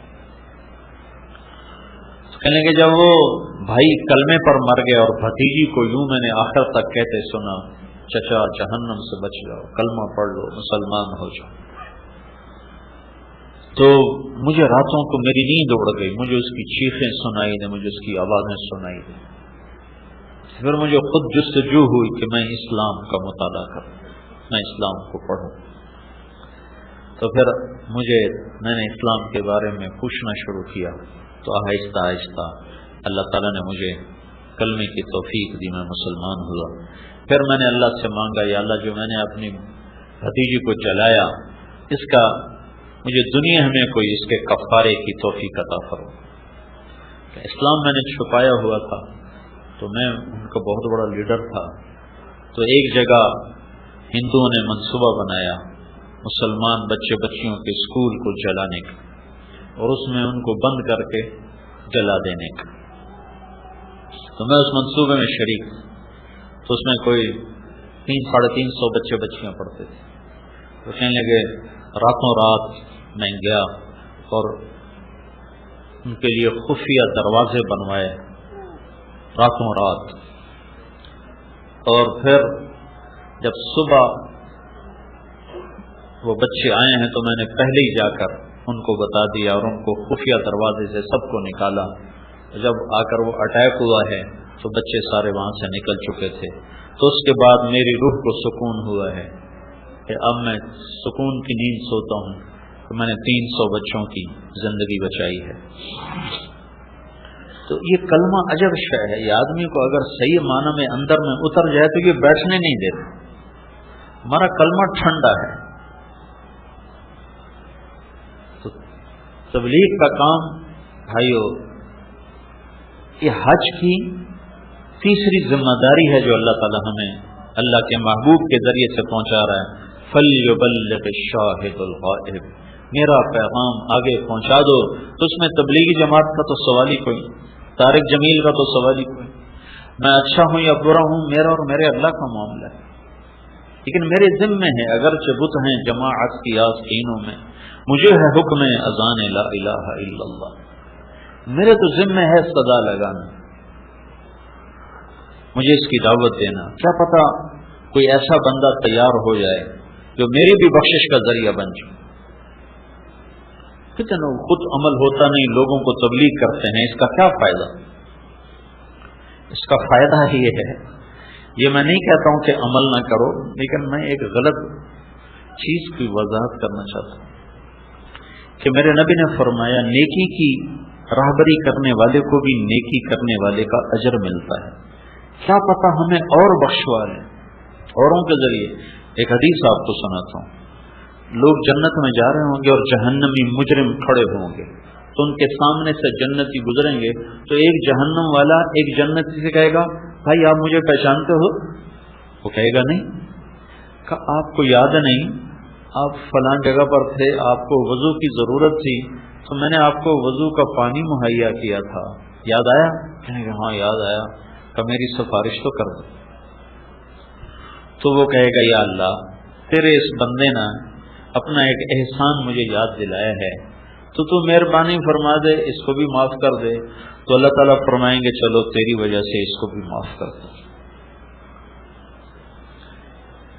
میں اپنی ذات میں کھوٹا مسلمان ہوں، لیکن میری دعوت سے ایک سچا مسلمان تیار ہو جاتا ہے اور وہ جنت میں جا رہا ہوتا ہے. تو اگر پانی وضو کے پانی دینے پر سفارش ہو سکتی ہے تو سیدھا راستہ دکھانے پر تو بہت بڑی امید ہے سفارش. ہاں کاروبار نہ ہو، یہ جو منع کی ایک آدمی دین کو کاروبار بنا لیتا ہے اور وہ اس سے اپنی دنیا بنانے کے چکر میں ہے، اس کا معاملہ اور ہے. ایک آدمی دین کو کاروبار نہیں بنا رہا، وہ دعوت کا کام کر رہا ہے لیکن گناہگار بھی ہے، کمزور بھی ہے، غلط بھی ہو جاتا ہے، ٹھیک بھی کر لیتا ہے، اس کا معاملہ اور ہے. تو بھائیو، یہ 3 باتیں ہیں جو ہم نے اللہ سے مانگنی ہیں. ایک ہم نے توبہ کرنی ہے، اس کی نیت کرنا ہے سارے بھائی. ایک ہم نے اپنے جذبات اور احساسات کو آج کے بعد اللہ اس کے رسول پہ قربان کرنا ہے. جو وہ چاہتے ہیں وہ کرنا ہے، جو نہیں چاہتے وہ چھوڑ دینا ہے. اور ایک ہم نے دعوت کا کام یہاں سے لے کر اسی وادی میں میرے نبی نے 10 تاریخ کو بھی بیان کیا، 11 تاریخ کو بھی بیان کیا، اور اس میں فرمایا فَلْيُبَلِّغِ الشَّاهِدُ الْغَائِبُ، میری بات آگے پہنچا، میری بات آگے پہنچا. یہ تبلیغ کا کام نقل و حرکت میں تھا. تو لوگ آج جنید جمشید حج وہ ایک دفعہ یہ اور میں دونوں جا رہے تھے، تو ہم وہ اس وقت سامنے ایک بلڈنگ تھی بن داؤد کے سامنے بڑی ساری، تو اس کے اوپر وہ جے لگا ہوا تھا، جے. تو یہ وہ دور سے ہم دیکھتے آ رہے، تو یہ مجھ سے کہنے لگا مولوی صاحب میرے نام لگا کرتے تھے کلب کے سامنے یا کسی شراب خانے کے سامنے کہ آج فلاں جگہ پر اس کا کانسرٹ ہے، فلاں جگہ پر اس کا گانا ہے اور اس کا پروگرام ہے. یہ تبلیغ کی برکتیں ہیں کہ آج میرا نام مکے میں لہرا رہا ہے اور میں حج کی نسبت کے ساتھ اللہ پاک کے در پر آ رہا ہوں. تو اس تبلیغ کے کام کی کتنی خیرات و برکات. تو یہ میں آپ سب سے گزارش کروں گا دیانتاً کہ آپ تبلیغ میں وقت دیں جہاں بھی آپ رہیں. نیک صحبت بہت بڑا سبب ہے زندگیوں کے بدلنے کا. پہلے ایک دور تھا اہل اللہ کا، خانقاہی دور تھا، بڑی بڑی ہستیاں تھیں جن کی صحبت میں بیٹھ کر زندگیاں بدلتی تھیں. اب ایسے لوگ ناپید ہو گئے ہیں. تو اللہ نے ہمیں یہ ایک محنت عطا فرمائی ہے، ضرور اس میں وقت دیں، ضرور اس کی ترتیب بنائیں. ہر مہینے 3 دن جایا کریں، جس شہر میں رہتے ہیں اس کے مرکز میں جایا کریں. مہینے میں 3 دن جاتے رہیں تو انشاءاللہ آہستہ آہستہ آہستہ آہستہ آہستہ آہستہ ساری زندگی میں انقلاب آ جائے. تو بھائیو، میری ساری بات کا خلاصہ، ہم نے اپنی زبان کی حفاظت کرنی ہے، ہم نے کبیرہ گناہوں سے بچنا ہے، ہم نے لڑائی جھگڑے سے بچنا ہے، ہم نے توبہ کرنی ہے، ہم نے اپنے جذبوں کو اللہ رسول پہ قربان کرنا ہے، ہم نے دعوت کے کام کو کرنا ہے. اور کل انشاءاللہ یہاں سے ہم عرفہ پہنچیں گے. وہاں کا جو وقوف عرفہ ہے وہ زوال سے مغرب تک ہے، زوال سے مغرب تک. وہاں ظہر اثر کی 2 نمازیں ہیں اور پھر اس کے بعد انفرادی دعا ہے، ذکر ہے، تلاوت ہے، جو بھی کوئی کر سکے. عصر کے قریب، عصر کی نماز کے بعد میں گزشتہ ترتیب کے مطابق انشاءاللہ جو آپ کا خطبہ مبارک ہے اس کا ترجمہ کیا کرتا ہوں، پھر اجتماعی دعا ہو جاتی ہے، پھر اس کے بعد بسوں پر واپسی مزدلفہ کی ہو جاتی ہے. کوئی جلدی پہنچتا ہے، کوئی دیر سے پہنچتا ہے، تو وہاں مغرب عشاء پڑھنی ہے، پھر فجر پڑھنی ہے. فجر کے بعد کا وقوف ہے، 1 منٹ ہو، 10 منٹ ہو، 15 منٹ ہو، پھر مینا کی طرف واپسی ہو جاتی ہے. پھر اس کے بعد جا کر ہم نے رمی کرنی ہے، پھر قربانی ہے. تو قربانی کے نظام بنا ہوا ہے، جو اپنی رمی کر لے وہ اطلاع کر دے اپنے ذمہ دار کو کہ میری ہو گئی ہے، کنکریاں میں نے مارنی ہیں، تو اس کی قربانی ہو جائے گی. اس کے بعد وہ سر مڑا دے، احرام کھول لے، کپڑے بدلے. پھر طواف زیارت رہ جاتا ہے، وہ 10 تاریخ کو نہیں کرنا چاہیے، 11 کو رات کے وقت کیا جائے تو زیادہ آسان ہے، ہلکا ہے. اور پھر 11 تاریخ کی رمی ہے تینوں شیطانوں کی. پہلے شیطان کو رمی کرنے کے بعد دعا مانگنی ہے، پھر دوسرے کو مارنے کے بعد دعا مانگنی ہے، تیسرے کے بعد دعا کوئی نہیں. 12 تاریخ کو بھی ایسے ہی ہے. جو 13 کو رہنا چاہیں تو وہ ٹھہریں اور 13 کو رمی کر کے بلڈنگ میں پہنچ جائیں. جو 12 کو نکلنا چاہیں تو فمن تعجل فی یومین فلا اثم علیہ، جو پہلے چلا جائے تو اس کے لیے بھی کوئی حرج نہیں، اللہ تعالیٰ نے خود فرما دیا.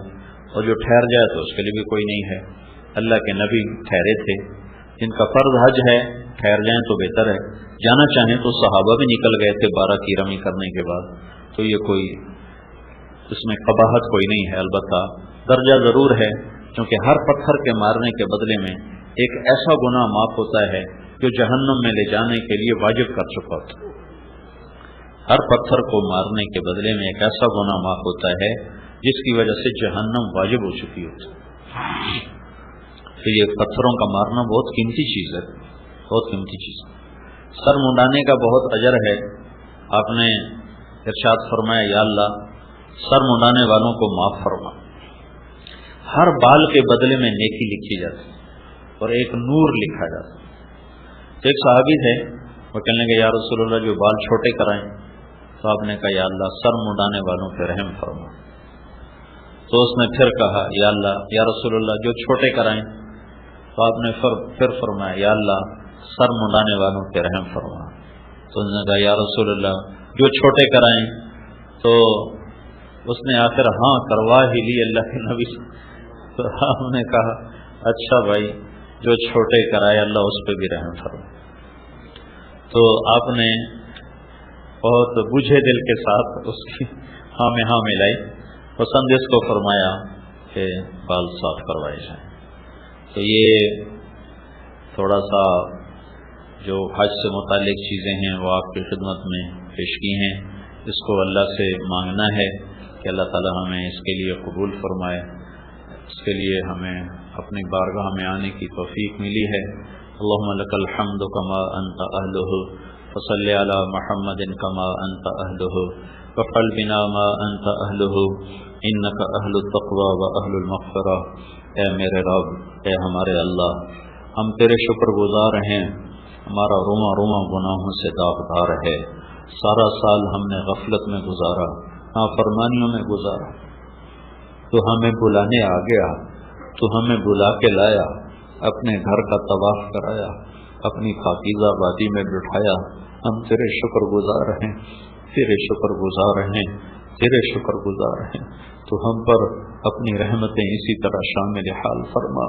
اور یا اللہ تو نے ہمیں اپنے دربار خاص میں بلایا. ہم کل تیرے پاس آ رہے ہیں، ہم کل تیرے پاس انشاءاللہ آ رہے ہیں، اپنے گناہوں کو لے کر، اپنی نافرمانیوں کو لے کر، اپنی غلاظتوں کو لے کر. یا اللہ تو اپنی رحمت کے ساتھ ہمارا استقبال فرما، تو اپنی رحمتوں کے ساتھ ہمارا استقبال فرما. یا اللہ یا اللہ بے شک ہم بڑے گندے ہیں، حقیر ہیں، لیکن تیری مینا کی وادی ایسے کبھی بھی نہیں بھری تھی جیسے آج بھری ہوئی ہے.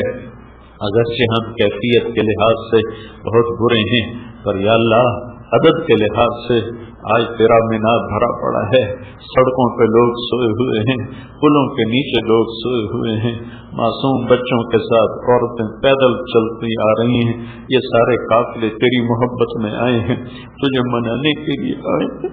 اب تم مان جا، اب تم مان جا. تجھے روٹے ہوئے زمانہ ہو گیا. ساری امت کا خون پانی کی طرح سستا ہو گیا. ساری امت تباہ و برباد ہو گئی، اور خاص طور پر ہمارا ملک فتنوں کا اڈا بن گیا. تباہی اور بربادی اس کا مقدر بن گیا. اے کریم مولا ہم تجھے منانے آئے ہیں، تیری محنت کرنے آئے ہیں. اب تو راضی ہو جا، اب تو راضی ہو جا، اب تو راضی ہو جا. یہ سارا وفد تیرے در پر آیا. اتنے لوگ کسی بادشاہ کے در پر بھی جا کے بیٹھ جائیں تو وہ بھی راضی ہو جائے. تجھے بڑا سکھ تیرے دروازے تو بند ہی نہیں ہوتے. یا اللہ ہم تیری منت کرنے آئے، دو چادروں میں ننگے سر تیرے دربار میں یا اللہ تو راضی ہو گیا، اپنا غصہ واپس لے لے، اپنا غصہ واپس لے لے، اپنا غصہ واپس لے لے، تو بھی کہہ دے میں راضی ہو گیا، تو بھی کہہ دے میں راضی ہو گیا، تو بھی کہہ دے میں راضی ہو گیا۔ اتنے بڑے وقت کو تو کیسے یا اللہ تیری رحمت تیری شان کے یا اللہ بعید ہے کہ اتنا بڑا یا اللہ وقت تیرے دربار سے ناکام و نامراد واپس چلا جائے، تو یا اللہ اپنا فضل فرما دے۔ تیرے فرشتے اترے ہوئے ہیں، ہم ان فرشتوں کو بھی تیری بارگاہ میں سفارشی بناتے ہیں کہ ہم پہ نظر کرم ہو جائے، ہم پہ رحم ہو جائے۔ یہاں تیرے نبی نے دعائیں مانگی، تیرے نیک بندوں نے دعائیں مانگی، تو نے قبول فرمائی، سارے عالم ایمان سے اسلام سے بھر دیا تھا۔ ہم تیرے محبوب کی امت لٹے ہوئے پٹے ہوئے ذلیل و خوار ہو کر ظلم و ستم سہتے ہوئے باطل کی اسکیموں کا نشانہ بنتے ہوئے باطل کی طاقتوں کی عالم میں پستے ہوئے رسوا ہوتے ہوئے آج دعائیاں لے کر دعائیاں دیتے ہوئے تیرے در پر آئے ہیں۔ میرے مولا اپنی رحمت کے در کھول دے، کشادہ کر دے، وہ پہلے ہی کھلے ہوئے ہیں، وہ بند ہی کب ہوتے ہیں، پر یا اللہ آج ہماری فریاد سن لے، آج ہماری فریاد سن لے اور اپنے رحم و کرم کے دروازے کشادہ کر دے اور امت پر آئے ہوئے عذاب و بلا ٹال دے، ٹال دے، ٹال دے۔ خاص طور پر ہمارے ملک پر نظر کرم فرما دے، فرما دے، فرما دے، رحم فرما، رحم فرما۔ رب اغفر وإن لم تغفر فاغفر، رب اغفر وإن لم تغفر فاغفر، رب اغفر وإن لم تغفر فاغفر۔ وصلی اللہ علیہ وسلم۔ www.darshquran.com